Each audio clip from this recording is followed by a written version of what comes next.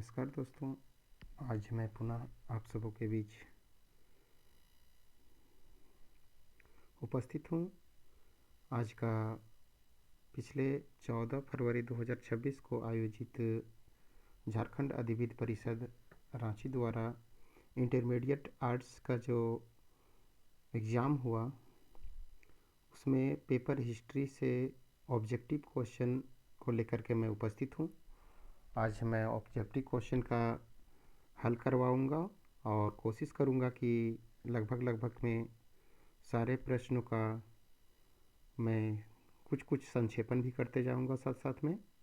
तो देखिए, आप यहाँ देख सकते हैं कि झारखंड अधिविद्य परिषद रांची, इनके द्वारा जो है हिस्ट्री विषय का जो परीक्षा है वो आयोजित किया गया था पिछले 14 फरवरी 2026 को। और आज इस प्रश्न का मैं आप सबों के बीच में उत्तर भी साथ साथ करवाऊंगा और इसका कुछ प्रश्नों का जहां तक हो सकेगा मेरा प्रयास लगभग सभी प्रश्नों का उसका आंसर करवाऊंगा और उसके साथ उसका संक्षेपण भी साथ साथ करते जाऊंगा। तो सेक्शन ए में टोटल 30 प्रश्न आपको ऑब्जेक्टिव दिए गए हैं जो 1 अंक का है और हर प्रश्न का मान 1 रखा गया है, जिसमें से आप 30 में से 30 आराम से आप मिला करके उठा सकते हैं और जेक में अच्छे अंकों से आप उत्तीर्ण होकर के डिवीज़न भी बना सकते हैं। तो चलिए चालू करते हैं, इससे शुरू करते हैं। पहला प्रश्न आपका बीच में दिया गया है हिस्ट्री से संबंधित। कह रहा है कि 1922 ईस्वी में, पहला प्रश्न है कि 1922 ईस्वी में मोहनजोदड़ो की खोज किसने की थी। तो मोहनजोदड़ो की खोज आप सबों को पता होगा कि राखालदास बनर्जी ने 1922 ईस्वी में किया था। इससे पूर्व 1 साल पहले 1921 ईस्वी में हड़प्पा की खोज जो है वो दयाराम साहनी ने किया था, जो विशेष रूप से हड़प्पा रावी नदी के तट पर स्थित है और मोहनजोदड़ो सिंधु नदी के तट पर स्थित है। तो ये आपको एक स्पेशल जानकारी हुआ। इसके साथ साथ अब आगे अगला प्रश्न संख्या 2। प्रश्न संख्या 2 आपका है कि सिंधु घाटी, देखिए जूम करके थोड़ा सा वो प्रश्न है कि सिंधु घाटी सभ्यता की पूर्वी सीमा किसे माना जाता है। सिंधु घाटी सभ्यता की पूर्वी सीमा किसे माना जाता है। तो इसका आंसर, राइट आंसर होगा आलमगीरपुर, जो उत्तर प्रदेश में है। मैं आपको जानकारी के लिए बता देना चाहता हूँ विद्यार्थी कि भारत के भूमि पर जो स्थित है सिंधु घाटी सभ्यता का, उसका उत्तरी भाग जो है वो मांडा है भारत की भूमि पर। लेकिन पूरे सिंधु घाटी यानी हड़प्पा सभ्यता का उत्तरी सीमाना बोलेंगे तो उसका विस्तार है सोतगुई में, जो अफ़गानिस्तान में पड़ता है। लेकिन भारत में स्थित सिंधु घाटी सभ्यता का उत्तरी सीमाना मांडा, जो जम्मू कश्मीर में है। जबकि दक्षिणी सीमा जो है वो दक्षिणी सीमा आपका दैमाबाद है, जो महाराष्ट्र में पड़ता है। और पश्चिमी सीमा सुतगैंगडोर, जो पाकिस्तान में स्थित है। और पूर्वी सीमा आलमगीरपुर, जो उत्तर प्रदेश में स्थित है। तो आपको एक जानकारी के लिए ये आपका सीमाना भी दिमाग में रख सकते हैं, जानकारी भी कर सकते हैं, एक एक्स्ट्रा नॉलेज भी आपको प्राप्त किया जा रहा है साथ साथ में। अगला प्रश्न है कि सिंधु घाटी सभ्यता में विशाल स्नानागार के अवशेष कहाँ से मिले थे। ठीक है, सिंधु घाटी सभ्यता के विशाल स्नानागार, बहुत बड़ा स्नानागार जो था वो कहाँ से प्राप्त हुआ था। तो इसका सही जवाब है, सब लोगों को पता होगा कि इसका सही जवाब है मोहनजोदड़ो। और मोहनजोदड़ो से जानकारी के लिए बता देना चाहते हैं कि वहाँ पर विशेष रूप से अन्न भंडार के लिए अन्नागार, जो मोहनजोदड़ो में ही देखने को मिलता है, वहाँ से भी साक्ष्य प्राप्त हुआ था। अन्नागार, विशाल अन्नागार और विशाल स्नानागार दोनों मोहनजोदड़ो से प्राप्त हुए हैं। चलिए अगले प्रश्न की, क्वेश्चन नंबर 4 की ओर चलते हैं। क्वेश्चन नंबर 4 में आपको दिया गया है कि मेगास्थनीज किस देश के निवासी थे। ठीक है, मेगास्थनीज किस देश के निवासी थे। तो इसका सही जवाब है यूनान, ग्रीक के निवासी थे और इसका सही जवाब होगा आपका यूनान। तो आप साथ साथ में मिलाते चलेंगे इससे आपका क्या होगा कि आप करेक्ट जान सकेंगे और कुछ नई जानकारी भी आपको साथ साथ में प्राप्त हो सकेगा। अगला प्रश्न आपका है क्वेश्चन नंबर 5। वो 5वें नंबर क्वेश्चन में है कि अर्थशास्त्र के लेखक कौन हैं। ठीक है, क्वेश्चन है अर्थशास्त्र के लेखक कौन हैं। तो अर्थशास्त्र के लेखक के बारे में थोड़ा सा जानकारी देना चाहते हैं कि अर्थशास्त्र के लेखक जो हैं वो कौटिल्य हैं, जिसको विष्णुगुप्त भी कहा जाता है, और उसी का नाम है चाणक्य। चाणक्य बोलिए, विष्णुगुप्त बोलिए या कौटिल्य बोलिए, ये तीनों एक ही हैं जो अर्थशास्त्र के लेखक कहलाते हैं, यानी अर्थशास्त्र के रचना किए थे। ये कौटिल्य जो थे, इसकी रचना जो हुई थी अर्थशास्त्र की, वो कब हुई थी? तो मौर्य साम्राज्य के समय में हुई थी। ध्यान देने वाला एक एक्स्ट्रा जानकारी आपको प्राप्त हो रहा है। मौर्य साम्राज्य के समय में 4वीं शताब्दी में जो है इसकी रचना हुई थी।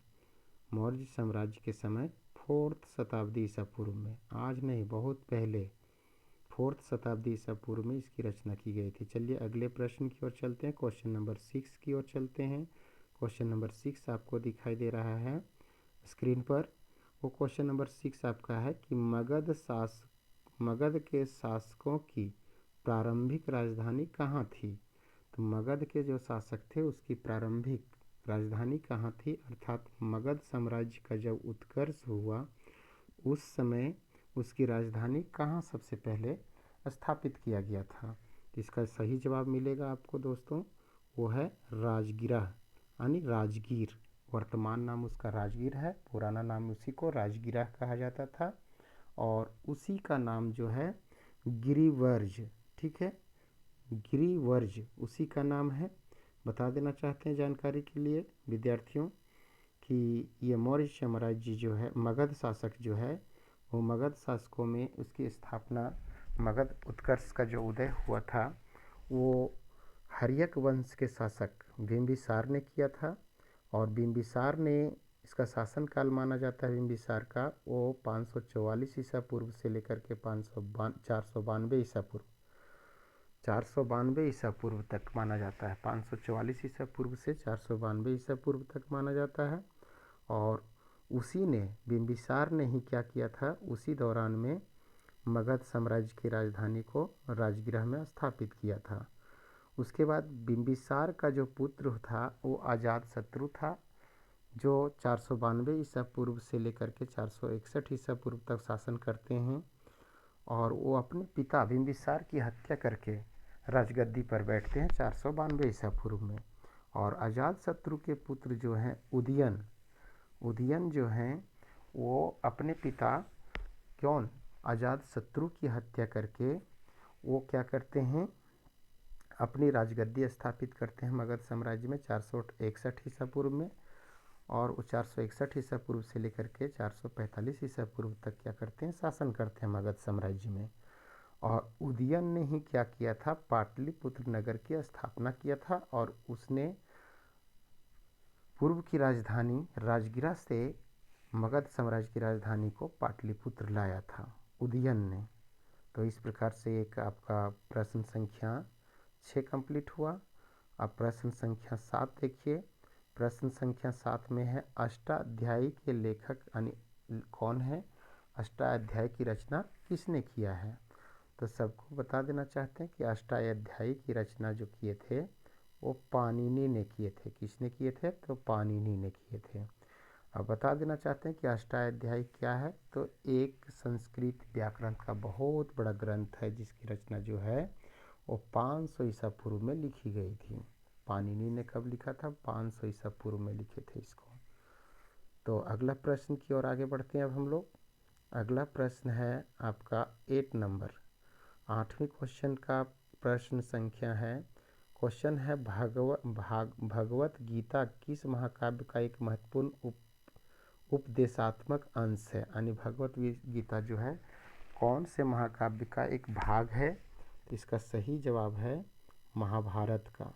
बता देना चाहते हैं महाभारत की रचना जो है वो माना जाता है कि 400 से लेकर के 600 ईसा पूर्व में। ठीक है, कोई कोई कहीं कहीं पे देता है 600 से 200 ईसा पूर्व, कहीं कहीं पे 400 से 200 ईसा पूर्व। तो 400 से लेकर के 200 ईसा पूर्व के बीच में इसकी रचना महाभारत का वेदव्यास ने किया था। चलिए अगले प्रश्न की ओर आगे बढ़ते हैं। प्रश्न संख्या 9।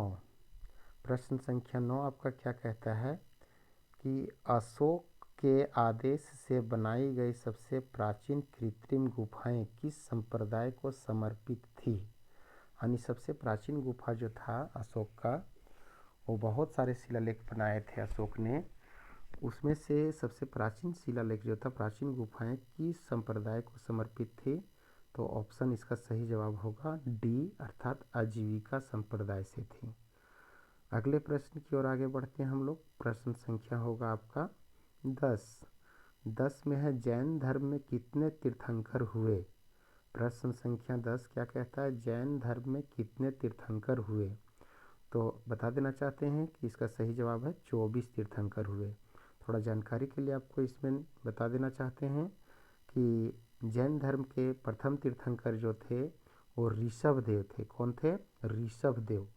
आपको जानकारी के लिए थोड़ा सा है, ऋषभदेव प्रथम तीर्थंकर थे और अंतिम 3 तीर्थंकर जो थे वो आपके भगवान महावीर थे, अंतिम तीर्थंकर।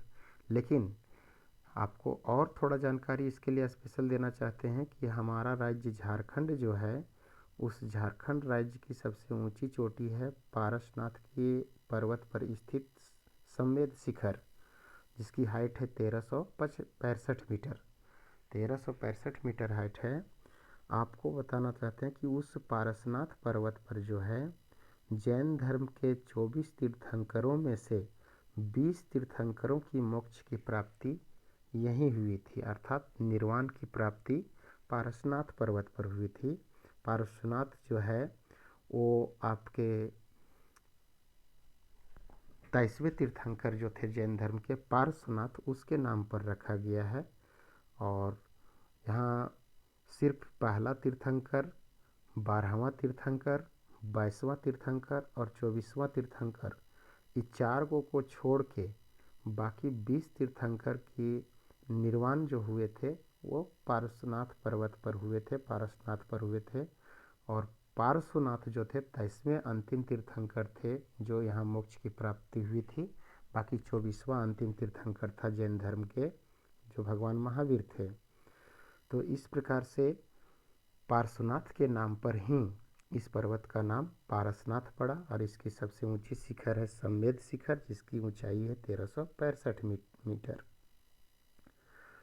अब आगे प्रश्न हम लोग चलते हैं। प्रश्न संख्या 11। 11 में प्रश्न संख्या है कि सांची का स्तूप मध्य प्रदेश के किस जिले में स्थित है। सांची का स्तूप मध्य प्रदेश के किस जिले में स्थित है। इसका सही जवाब है रायसेन जिला। मध्य प्रदेश के रायसेन जिले में ये सांची का स्तूप स्थित है। क्वेश्चन नंबर 12 क्वेश्चन नंबर क्या कहता है कि इब्न बतूता अपनी यात्रा का विवरण किस भाषा में लिखा था। ठीक है, इब्न बतूता जो है अपनी यात्रा का विवरण किस भाषा में लिखा था। बता देना चाहते हैं कि इब्न बतूता विशेष रूप से एक मोरक्को के निवासी थे जो काफ़ी अधिक मात्रा में खोज करते थे। अफ्रीका, एशिया, यूरोप, कई देशों की यात्राओं किए थे। अपने 1304 से लेकर के 1369 ईस्वी तक जो कई जगहों की खोज भी करते थे और यात्रा किया करते थे, जिसमें उसका यात्रा वृत्तांत रेहला काफ़ी ज़्यादा प्रसिद्ध है। और उसी रेहला के रूप में जो यात्रा का विवरण प्रस्तुत किया था वो अरबी भाषा में किया था। क्या इसका सही जवाब होगा, अरबी भाषा। तो अगला प्रश्न हम लोग चलते हैं 13वां प्रश्न। 13वां प्रश्न है फ्रांसवा बर्नियर किस देश के निवासी थे। फ्रांसवा बर्नियर फ्रांस के निवासी थे। कहाँ के थे, फ्रांस। इसका क्वेश्चन का आंसर होगा फ्रांस। नेक्स्ट क्वेश्चन हम लोग 14 नंबर पर चलते हैं। तो 14 नंबर में क्वेश्चन है कि आदि ग्रंथ साहिब का संकलन किसने किया था। तो आदि ग्रंथ साहिब का संकलन जो था वो गुरु अर्जुन देव ने किया था। कब किया था? गुरु अर्जुन देव 1604 ईस्वी में अमृतसर में आदि ग्रंथ का संकलन किया था, उसने लिखा था। ठीक है, अब थोड़ा जानकारी के लिए बता देना चाहते हैं कि आदि ग्रंथ अर्थात सिखों के टोटल 10 गुरु हुए। सिखों के कितने गुरु हुए टोटल? 10 गुरु, याद रखना।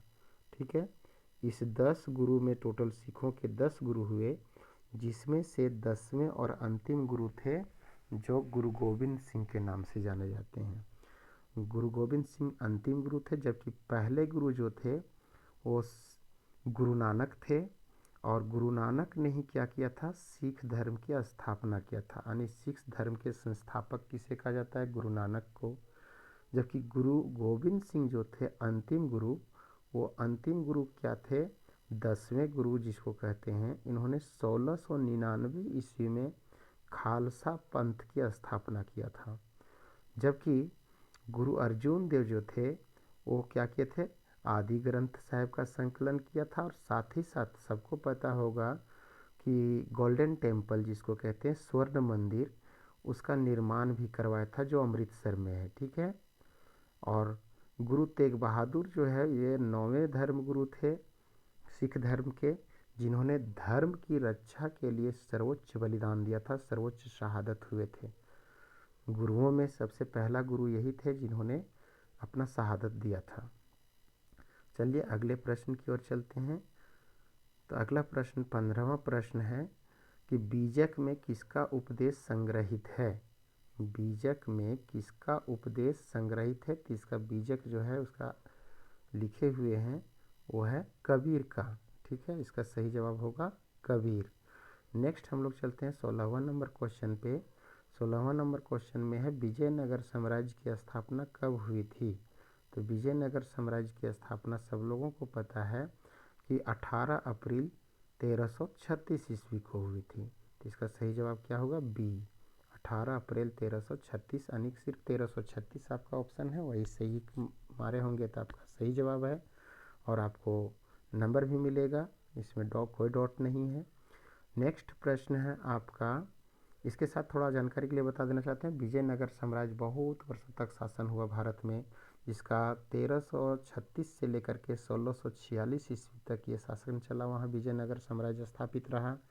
और विजयनगर साम्राज्य की स्थापना हरिहर एवं बुक्का, एक दो भाई थे, वो हरिहर और बुक्का ने किया था 1336 ईस्वी में। चलिए क्वेश्चन नंबर 17 पर चलते हैं हम लोग। 17वां प्रश्न है, ये 17वां प्रश्न है। 17वां प्रश्न है कहाँ के शासक वंश को गजपति कहा जाता था? बता देना चाहते हैं गजपति का अर्थ होता है हाथियों का स्वामी या राजा। हाथियों का स्वामी या राजा जो उपाधि दिया जाता था वो कहाँ के शासकों को, कहाँ के शासक वंश को दिया जाता था? राजाओं को हाथियों की उपाधि, तो विशेष रूप से था कलिंग के शासकों को। ठीक है, कलिंग कहाँ पड़ता है? तो उड़ीसा में पड़ता है। उड़ीसा में कलिंग है, वहाँ के शासकों को क्या किया जाता था? गजपति की उपाधि दिया जाता था। चलिए नेक्स्ट प्रश्न 18वां प्रश्न है। 18वां प्रश्न क्या कहता है? ये 18 नंबर क्वेश्चन है आपका, ये 18 नंबर में आता है। ठीक है, 18 नंबर प्रश्न कह रहा है कि किस अफगान शासक ने हुमायूं को पराजित करके भारत भूमि से बाहर निकाल दिया था? ठीक है, किस अफगान शासक ने हुमायूं को पराजित करके भारत भूमि से बाहर निकाल दिया था? तो इसका सही जवाब है शेरशाह सूरी। बता देना चाहते हैं शेरशाह सूरी ने ही ग्रैंड ट्रंक रोड का निर्माण भी करवाया था, इसीलिए इसको जीटी रोड या शेरशाह सूरी मार्ग के नाम से भी जाना जाता है, जो NH2 के नाम से प्रसिद्ध है भारत में। ठीक है, और ये विशेष रूप से ये शेरशाह सूरी मार्ग जीटी रोड जो है वो आपको पहले था आपका कलकत्ता से लेकर के अमृतसर तक, लेकिन अभी कलकत्ता से दिल्ली तक NH2 हाईवे है, बाकी आगे भी NH1 के रूप में विख्यात है। बता देना चाहते हैं और ये जो थे शेरशाह सूरी ने क्या किए थे? हुमायूं को बिलग्राम का युद्ध हुआ था एक, जो 1540 ईस्वी में हुआ था। उस 1540 ईस्वी में हुमायूं से युद्ध करके शेरशाह सूरी ने उसे पराजित कर दिया था हुमायूं को, और वहाँ से खदेड़ दिया था। जो 15 वर्षों के लिए वो निर्वासित हो गए थे, देश छोड़ करके भाग गए थे, और पुनः 1555 में 15 सालों के बाद पुनः 1555 में आया था और शेरशाह सूरी से युद्ध करके फिर पुनः राज्य स्थापित किया था और मुगल वंश में फिर कायम हुए थे। इस प्रकार से एक फैक्ट जानकारी आपको दिया जा रहा है साथ साथ में दोस्तों। इसीलिए हमारे चैनल को आप सभी लोग सब्सक्राइब, लाइक और शेयर ज़रूर करें, ताकि हमारा भी मनोबल आगे इसी प्रकार से आप लोगों के द्वारा बढ़ता रहे और आप लोगों को हम इसी प्रकार से जानकारी देते रहें। बीच बीच में जितने भी आपसे प्रश्न रहेंगे मैं लगभग सारे का जो भी डाउट रहेगा वो मैं क्लियर करता रहूँगा साथ साथ में। अगला प्रश्न है क्वेश्चन नंबर 19। क्वेश्चन नंबर 19 क्या कहता है? पानीपत की तीसरी लड़ाई कब हुई थी? ठीक है, पानीपत का तीसरा युद्ध कब हुआ था? तो इसका सही जवाब सब लोगों को पता होगा, ऑप्शन बी होगा 1761 ईस्वी में। पानीपत की तीसरी युद्ध कब हुआ था? 1761 में। जानकारी के लिए बता देना चाहते हैं, पानीपत का पहला जो लड़ाई हुआ था 1526 ईस्वी में हुई थी। किसके किसके बीच हुई थी? तो बाबर और इब्राहिम लोदी के बीच में, जिसमें से बाबर ने विजय हासिल किया था।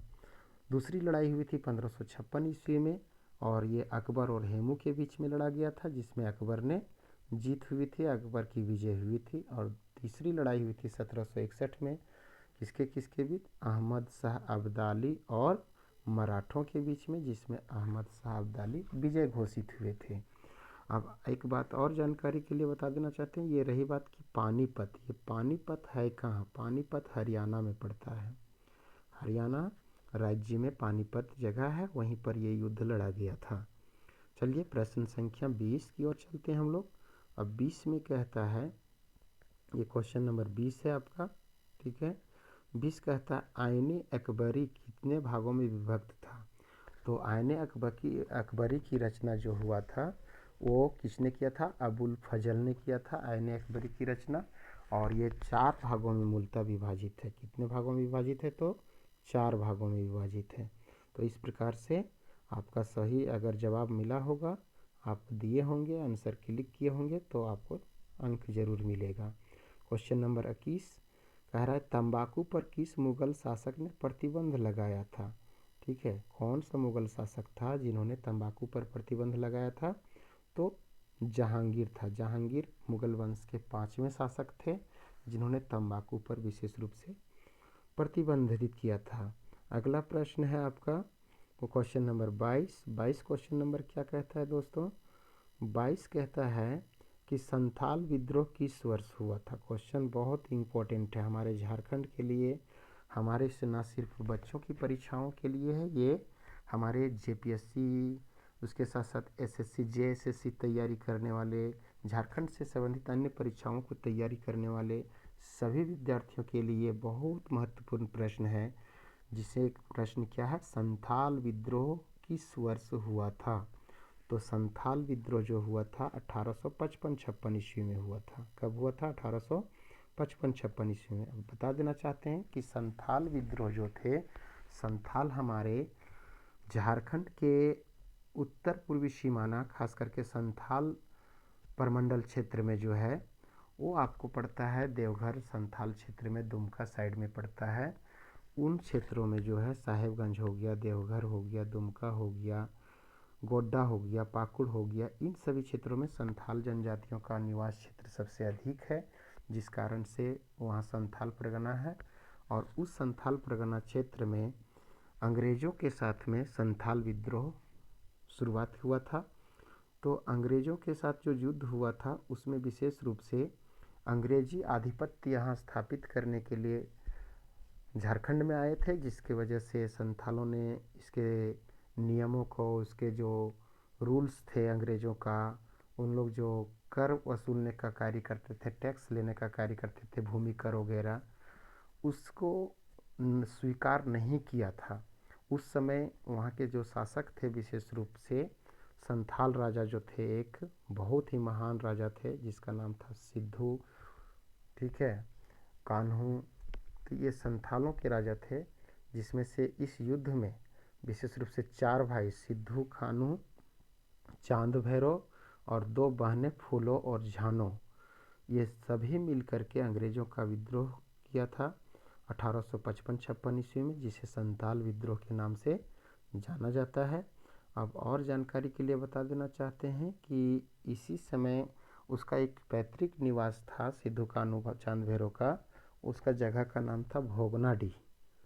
भोगनाडीह में क्या किया था, 30 जून 1855 ईस्वी को एक क्या किया था, जनसभा का आयोजन किया था और उस जनसभा में लगभग 10,000 से अधिक लोग वहाँ शामिल हुए थे, जहाँ पे उन्होंने एक नारा दिया था, अबुआ देश अबुआ राज। अबुआ देश अबुआ राज का अर्थ होता है अपना देश अपना राज।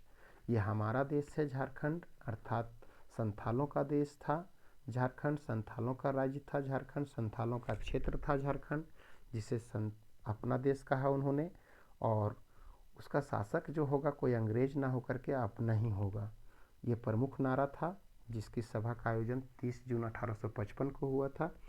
और उसी सभा के सफल आयोजन से हमारे इस पूरे झारखंड राज्य में कहा जाए विशेष रूप से, तो 30 जून को एक दिवस के रूप में मनाया जाता है दोस्तों, जिसका नाम है हूल दिवस। याद रखना इसको, हूल दिवस कब मनाया जाता है, तो 30 जून को मनाया जाता है। ठीक है, चलिए अगले प्रश्न की ओर हम लोग अब जाते हैं। Question number 23। क्वेश्चन नंबर 23 है, 1875 ईस्वी के दक्कन विद्रोह की शुरुआत कहाँ से हुई थी।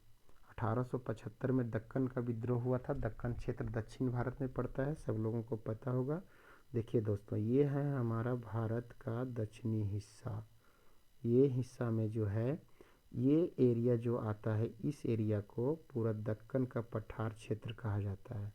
और इस दक्कन के पठार क्षेत्र में गुजरात के पॉइंट से स्टार्ट होकर के महाराष्ट्र, पूरा मध्य प्रदेश, छत्तीसगढ़, तेलंगाना, आंध्र प्रदेश, केरला, कर्नाटक, केरल के तट वगैरह आते हैं।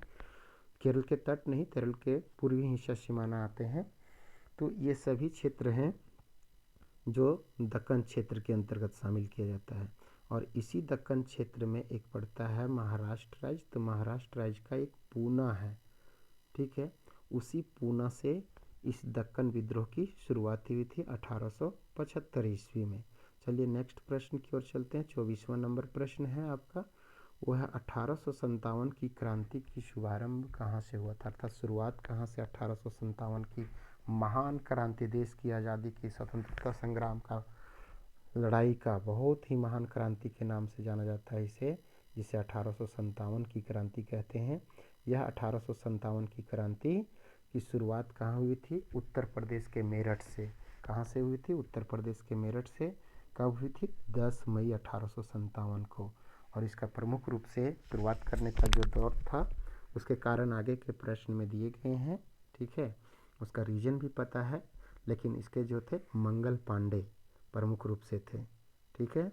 चलिए प्रश्न आगे चलते हैं हम लोग। 25वां नंबर प्रश्न, वो 25वां नंबर प्रश्न है, आगे क्वेश्चन देखिए, 1857 की क्रांति के तत्कालिक कारण क्या थे। कारण तो बहुत थे, लेकिन इसमें तत्कालिक कारण अगर देखा जाएगा तो प्राणिज चर्बी वाले कारतूस का अफवाह।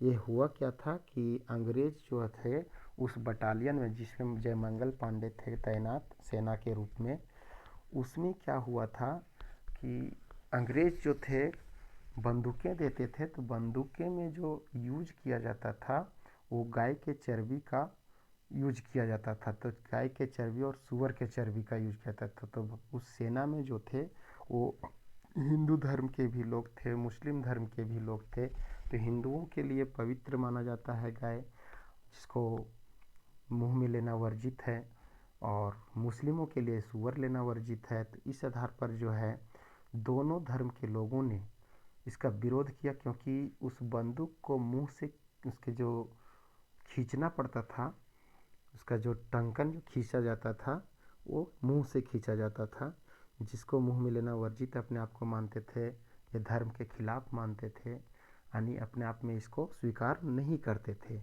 इसी उद्देश्य से जयमंगल पांडे ने क्या किया था, इसका विरोध किया था, यानी वही तत्कालिक कारण बना था इस 1857 की क्रांति का। नेक्स्ट क्वेश्चन नंबर 26 है, जालियांवाला बाग हत्याकांड कब हुआ था। ये क्वेश्चन बहुत बार पूछा गया है। जालियांवाला बाग हत्याकांड 13 अप्रैल 1919 ईस्वी को हुआ था। जालियांवाला बाग क्या है, एक अमृतसर, पंजाब के अमृतसर शहर में एक बगीचा था, उस बगीचे का ही नाम था जालियांवाला बाग, जहाँ पर बहुत सारे लोगों ने क्या किया था, एक सभा का आयोजन किया था, जिसमें जनरल डायर ने क्या कर दिया था, दीवार के चारों तरफ से घेर लिया था और वहाँ अंधाधुंध गोलियां बरसाई थी, जिसमें कई लोगों की जानें चली गई थी। तो इस प्रकार से 1919 ईस्वी में 13 अप्रैल 1919 ईस्वी को जालियांवाला बाग हत्याकांड हुआ था। अगला प्रश्न है क्वेश्चन नंबर 27। क्वेश्चन नंबर 27 है, किस गोलमेज सम्मेलन में गांधी जी सम्मिलित हुए थे। गोलमेज सम्मेलन के बारे में थोड़ा सा बता देना चाहते हैं, जानकारी देना चाहते हैं विद्यार्थियों कि गोल मेज, मेज का अर्थ होता है टेबल, ठीक है, और गोल मतलब राउंड, ठीक है। इसको अंग्रेजी में भी ध्यान से देखिएगा तो उसमें यही होगा, देखिएगा, देखिए राउंड टेबल लिखा हुआ है ना, राउंड टेबल कॉन्फ्रेंस, ठीक है। तो राउंड टेबल मतलब होता है गोल मेज सम्मेलन, ठीक है। तो गोल मेज क्या था, तो एक टेबल के चारों तरफ से क्या करते थे, लोग बैठते थे, ठीक है, उसी का नाम गोल मेज रखा गया था। अब यहाँ ये संपन्न जो हुआ था कहाँ हुआ था, तो लंदन में, क्योंकि उस समय जो था शासन चल रहा था भारत में अंग्रेज़ों का, और अंग्रेज के शासन के दौरान में क्या था कि भारत में गोलमेज सम्मेलन का आयोजन का प्रमुख उद्देश्य था कि भारत में जो है क्रिप्स मिशन का जो आगमन हुआ था, क्रिप्स मिशन बता देना चाहते हैं, क्रिप्स मिशन। तो क्रिप्स जो आए थे वो 1928 में भारत आए थे, ठीक है, 1928 में, जबकि क्रिप्स मिशन का निर्माण हुआ था लंदन में 1927 में। तो 28 में जब आगमन हुआ था तो उसमें कोई भी अंग्रेज अधिकारी नहीं थे, अंग्रेज अधिकारियों में से, सदस्यों में से भारत को शामिल नहीं किया गया था, भारतीय लोगों को शामिल नहीं किया गया था, जिसके वजह से उसका पुरजोर विरोध किया था और उसको काला कानून कहा था क्रिप्स मिशन को, ठीक है। उसको वापस जाने का कई लोग नारे दिए थे। तो उसी से क्या हुआ था कि इसी का देन था कि तुरंत 1928 ईस्वी के बाद हम लोगों को पता होगा कि 1929 में अंतिम समय के दौरान में 1929 में क्या हुआ था, एक आंदोलन छेड़ा गया था जिसका नाम था सविनय अवज्ञा आंदोलन, महात्मा गांधी के द्वारा। और उसी सविनय अवज्ञा आंदोलन की शुरुआत के बाद 1930 ईस्वी में जो है वो आपका दांडी मार्च की शुभारंभ करके अंग्रेज़ों का विरोध किया गया था, जिसमें गांधी जी ने साबरमती में जाकर के अपने हाथों से नमक बना करके नमक कानून को तोड़ा था। यह तिथि थे 12 मार्च 1930 ईस्वी को। तो इसमें व्यस्त होने के कारण से तो उसमें शामिल नहीं था, प्लस में उसी दौरान में 1929 के दौरान में ही 1930 में ही इसी में से क्या हुआ था कि जवाहरलाल नेहरू ने पूर्ण स्वराज की मांग कर दी थी 1929 में, ठीक है। तो 1929 में सविनय अवज्ञा आंदोलन के दौरान में पूर्ण स्वराज की मांग करने के पश्चात जो था वो उसके शांति व्यवस्था स्थापित करने के लिए अंग्रेज़ों के जो थे, विशेष रूप से प्रधानमंत्री थे उस समय अंग्रेज़ों का, और प्रधानमंत्री ब्रिटेन में जो प्रधानमंत्री थे, ब्रिटिश प्रधानमंत्री, वो थे मैकडोनाल्ड। तो वहाँ पे क्या किया था, एक सम्मेलन आयोजित किया था जिसमें से भारतीय लोगों को भी आमंत्रित किए थे ताकि इन समझौतों से किया जा सके और भारत में बेहतर, उससे जो पहले था विरोध किया गया था साइमन कमीशन का, प्लस में पूर्ण स्वराज की जो मांग की गई थी, उन सब बातों को लेकर के आपस में चर्चाएं हो रही थी गोलमेज सम्मेलन में। और सत्ता और बेहतर क्या हो, कैसे हो किया जा सकता है, संवैधानिक नियम क्या हो सकते हैं, उसके बैठक के लिए गोलमेज सम्मेलन का आयोजन किया गया था, ठीक है।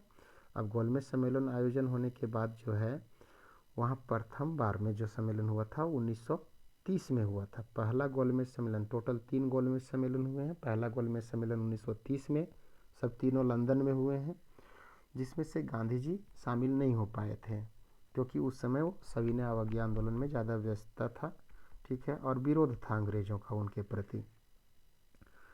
अंग्रेज़ों के प्रति उनका काफ़ी ज़्यादा विरोध था, इस वजह से शामिल नहीं हुए थे। दूसरे गोलमेज सम्मेलन में काफ़ी आग्रह करने के बाद उन्होंने शामिल हुआ था। अर्थात कौन सा गोलमेज सम्मेलन गांधी जी शामिल हुए थे, तो इसका आंसर होगा दूसरा। ठीक है। फिर दूसरा गोलमेज सम्मेलन में जब गए वो, तो क्या हुआ, उसके साथ साथ में आम्बेडकर भी गए थे। कि आम्बेडकर ही एक ऐसा व्यक्ति थे जो तीनों गोलमेज सम्मेलन में भाग लिए थे, प्रथम, द्वितीय और तृतीय में। तो आम्बेडकर जो था दलित वर्ग के ओर से नेता के रूप में गए हुए थे। तो द्वितीय गोलमेज सम्मेलन में गांधी जी उनके समर्थन नहीं दिए, जिसकी वजह से दोनों में थोड़ा सा विवादित हुआ। और जो मांग किए थे पूर्ण स्वराज का गांधी जी द्वितीय गोलमेज सम्मेलन में ब्रिटिश अधिकारियों से, जिसमें से पूर्ण स्वराज की मांग किए थे और कुछ मांगे थी जिसको ठुकरा दिया गया था, तो वो नाराज़ हो गए थे गांधी जी और वापस लौट गए थे। फिर तीसरा गोलमेज सम्मेलन बुलाया गया था 1932 ईस्वी में, जिसमें गांधी जी नाराज़गी के कारण से तृतीय गोलमेज सम्मेलन में भी शामिल नहीं हुए। यानी पहला में नहीं हुए और तीसरा में नहीं हुए। पहला में नहीं होने का कारण क्या था, असविनय अवज्ञा आंदोलन में व्यस्त और साइमन कमीशन के विरोध में थोड़ा नाराज़गी होना। ठीक है। दूसरी चीज़ है कि दूसरा में जब वो शामिल हुए आग्रह पर, तो ये दूसरा में शामिल हुए तो क्या हुआ कि उनके जो मांगे थी उनको अंग्रेजी अधिकारियों द्वारा, अंग्रेज के अधिकारी द्वारा उसे ठुकरा दिया गया था, जिसके वजह से वो नाराज़ हो गए थे।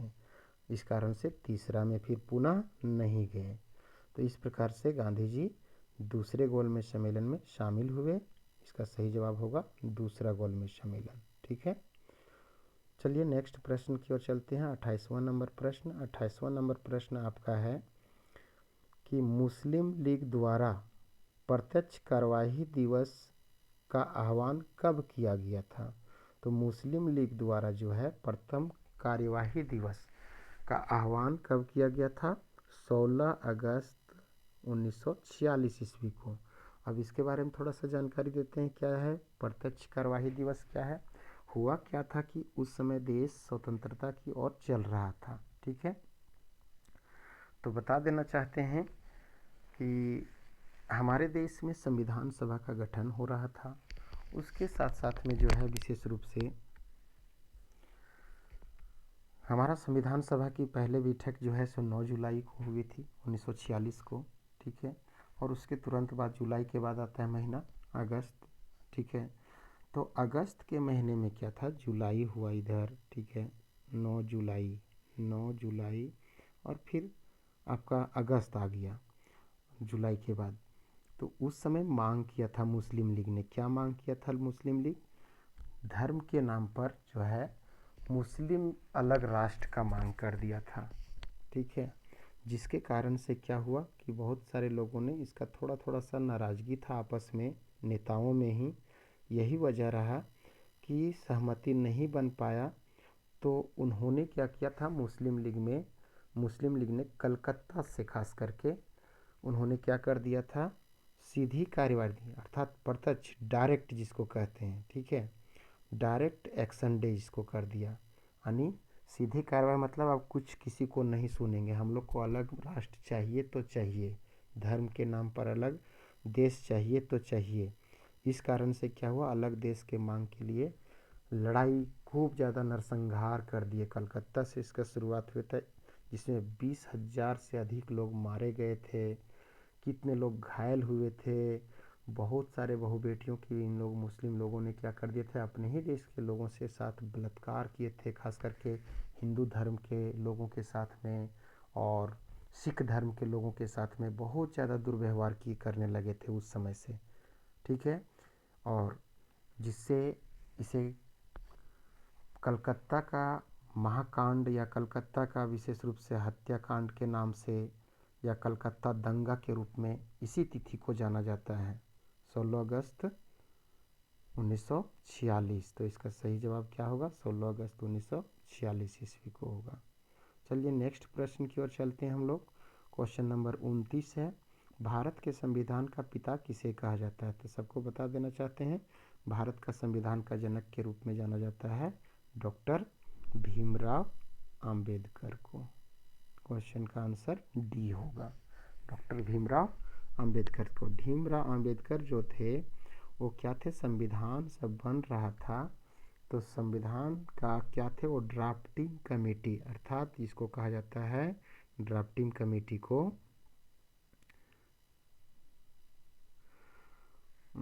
इसको बोला जाता है ड्राफ्टिंग प्रारूप समिति या मसौदा समिति इसको कहते हैं। ठीक है, ये बहुत ही विशेष रूप से जब इसको संविधान बनाने की जिम्मा दिया गया, ड्राफ्ट तैयार करने की संविधान बनाने के लिए जिम्मा दिया गया, तो दुनिया के कई देशों को इन्होंने भ्रमण किया और वहाँ के संविधान को जाना, परखा, पढ़ा, अध्ययन किया और तब जा कर के भारत के संविधान को लिख कर के तैयार किया, रचना किया संविधान को, जो विश्व का सबसे बड़ा लिखित संविधान के नाम से जाना जाता है।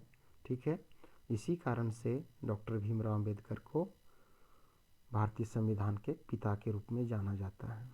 ठीक है, नेक्स्ट और लास्ट क्वेश्चन है क्वेश्चन नंबर 30। वो क्वेश्चन नंबर 30 क्या है, भारतीय संविधान सभा के अस्थायी अध्यक्ष कौन थे। अस्थायी हम पहले बता चुके हैं दोस्तों कि भारतीय संविधान सभा का जब गठन हो रहा था, इसकी संविधान सभा की जब बैठक हो रही थी तो पहली बैठक हुई थी 9 जुलाई। ठीक है, 9 जुलाई 1946 को। तो 9 जुलाई 1946 को जब हुई थी तो संविधान सभा की पहली बैठक, तो उस समय अध्यक्ष जो बनाए गए थे डॉक्टर सच्चिदानंद सिन्हा, जो वृद्ध व्यक्ति के रूप में है, वो डॉक्टर सच्चिदानंद सिन्हा को नियुक्त किया गया था, चयन किया गया था सर्वसम्मति से। उसके बाद तुरंत 2 दिन के बाद 11 जुलाई को जो है दूसरी बैठक आयोजन करते हैं 1946 को, दूसरी बैठक 11 जुलाई 1946 को दूसरी बैठक का आयोजन होता है, जिसमें से क्या किया जाता है, दूसरी बैठक के दौरान में अस्थाई अध्यक्ष के रूप में, कौन सा अध्यक्ष, अस्थाई अध्यक्ष। तो अस्थाई अध्यक्ष किसे बनाया गया था, वो था डॉक्टर राजेंद्र प्रसाद को, राजेंद्र प्रसाद को बनाया जाता है।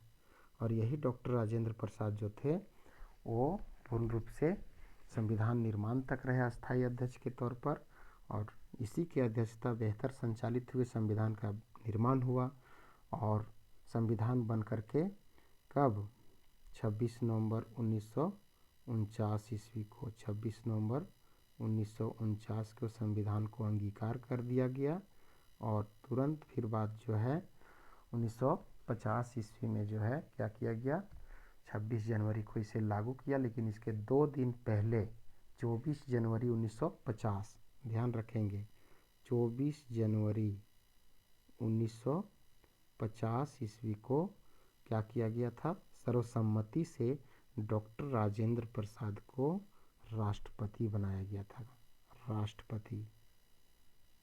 तो इस प्रकार से वो भारत के पहले राष्ट्रपति बने। ठीक है, तो ये आपके जो थे दोस्तों वो था 30 क्वेश्चन ऑब्जेक्टिव का। बाकी सब्जेक्टिव का भी प्रश्न है, आपको दिया गया है। ठीक है, जैसे आपको दिखाया गया है पाटलिपुत्र की स्थापना किसने किया था। ठीक है, तो वही अभी हम बता चुके हैं, महावीर स्वामी का जन्म कब और कहाँ हुआ था, ये सब लिखित क्वेश्चन है।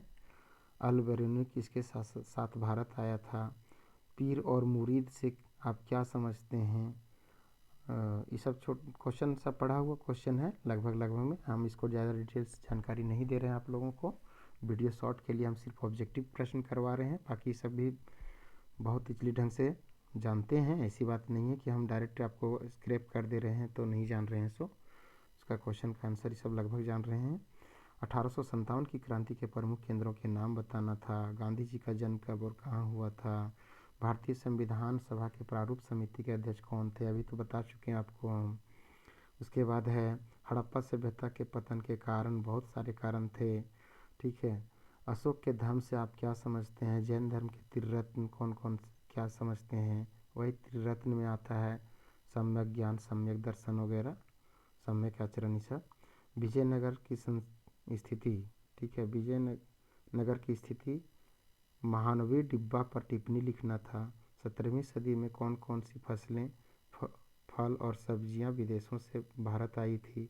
1857 के विद्रोह के क्या परिणाम हुए, भारत छोड़ो आंदोलन के क्या कारण थे। उसके बाद भारतीय संविधान के प्रारूप समिति के अध्यक्ष प्रारूप समिति के क्या कार्य थे, मसौदा तैयार करना वगैरह।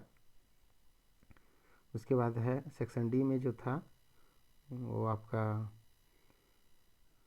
16 महाजनपदों में मगध साम्राज्य सबसे शक्तिशाली कैसे बना, महाभारत कालीन समाज में प्रचलित विवाह के प्रकारों का वर्णन करना था, भक्ति आंदोलन के प्रमुख विशेषताओं का उल्लेख, संथाल विद्रोह के कारण और परिणाम, ठीक है, असहयोग आंदोलन के कारण और प्रभाव, और अंतिम क्वेश्चन था महात्मा गांधी को ऐसा क्यों लगता था कि हिंदी राष्ट्रीय भाषा होनी चाहिए या होना चाहिए।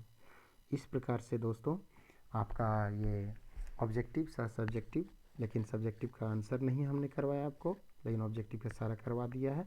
किसी प्रकार से आपको लगे कि ये संतुष्ट नहीं है तो उसका आप हमें कमेंट्स में ज़रूर लिखें, ताकि हम आपका फिर अध्ययन करके सही जवाब दे सकें। लेकिन मेरी तरफ से हमेशा अथक प्रयास किया गया है कि आपको पूरी का पूरी सही जवाब मिला हुआ है। फिर भी कहीं त्रुटि रह गया हो तो मुझे कमेंट्स में ज़रूर सलाह देने का प्रयास करें। अब आप लोगों से अंतिम आग्रह रहेगा कि आप लोग हमारे चैनल को सब्सक्राइब करें, लाइक करें, शेयर करें, फॉलो करें, और अधिक से अधिक आप लोग इसे देखें, अध्ययन करें और हमें मनोबल बढ़ाने में आप लोग सहयोग करें। धन्यवाद। जय हिंद, जोहार, जय झारखंड।